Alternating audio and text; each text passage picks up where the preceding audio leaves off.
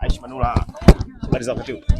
Salama. So far so good. Mazoezi yameendaje kwa siku ya leo na unazungumziaje program ya mwalimu katika maandalizi kuelekea FIFA series? Yes, nadhani tumekuwa na session ya mwanzo leo na kila kitu kimeenda sawa kulingana na program ya mwalimu ambayo ameipanga. Yes, nadhani tumekuwa na session ya mwanzo, kwa hiyo tutakuwa na session zingine kuelekea mashindano haya. Yapi matarajio yenu? Yes, kulingana na target ambazo tunazo ni kwenye hiyo FIFA series ni kuona tunaweza kushinda michezo yetu yote miwili. Kwa hiyo ndo target yetu. Kwa hiyo tuko kwenye maandalizi kuona namna gani tunafanya kile linalowezekana ili tuweze kuyafikia yale malengo ambayo tunayatarajia. Surprise kubwa kwa mashabiki wengi jina lako lilipotangazwa kuitwa katika kikosi cha timu ya taifa kwa mara nyingine baada ya muda mrefu. So far so good, ulipokeaje na umejipanga vipi? Hasa wengi wanakufuatilia na kufahamu kwamba kuna wakati ulikuwa unaishi katika ubora wako Manula. Sasa hivi watarajia nini kutoka? Sasa kama sijakosea, nadhani mimi sijawa nje kwa muda mrefu national team. Nadhani ni kama mashindano yale ya kafu aliyopita aliyofanyika Morocco ndo sijakuepo, lakini national team zingine nadhani nilikuepo, na hiyo qualify hiyo mashindano ya kafu ya AFCON kwenda kule, mimi nilikuwa kuna hiyo mechi ya mwisho ya qualify ambayo tuliweza kucheza.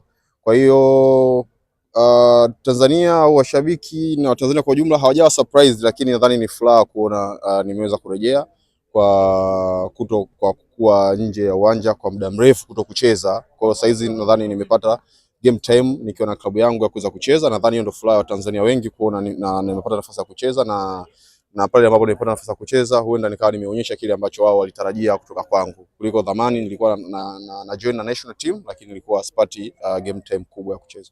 So far so good, yao mashindano ni mwanzo tu, yanakuja mashindano mengine makubwa zaidi. Tuna AFCON 2027 itafanyika hapa nyumbani.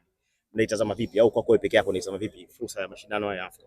Yes, nadhani kwa sasa kuzungumzia AFCON itakayofanya hapa Afrika Mashariki nadhani itakuwa ni mapema sana, lakini kwa kitu kikubwa sasa nadhani tunaendelea kufanya maandalizi kuelekea hiyo AFCON. Kwa hiyo nadhani jambo kubwa ni namna gani tunaweza kuwa na maandalizi mazuri. Nadhani homework kubwa iko kwa walimu kuona namna gani wanatuandaa wachezaji kuhakikisha tunakuwa na maandalizo mzuri na maandalizi yanakuwa mazuri zaidi kuelekea michuano hiyo ambayo tutaifanya hapa nyumbani. Ndio kusema mashindano ya FIFA series lango la Taifa Stars itakuwa salama chini.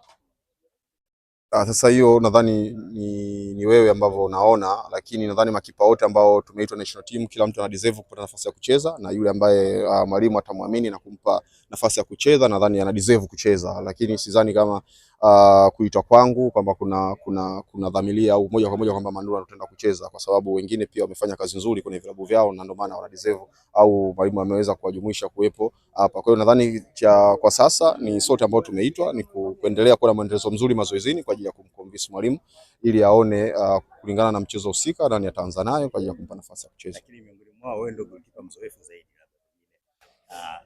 Unajifunza nini kutoka kwako? Labda sijaelewa kama unakazia kwenye swali hili na hili, kwa sababu nadhani experience haimati kwenye mpira wa miguu, isipokuwa performance na kile ambacho unafanya. Kwa mwalimu kama atapendezwa nacho kuona kwamba huyu anaweza kwa uwezo wake anaweza kusaidia. Kwa hiyo kusema tu experience peke yake haiwezi kumfanya mwalimu aweze kupe nafasi ya kucheza, isipokuwa performance yake. Namna hiyo, huyo ni Aishi Salum.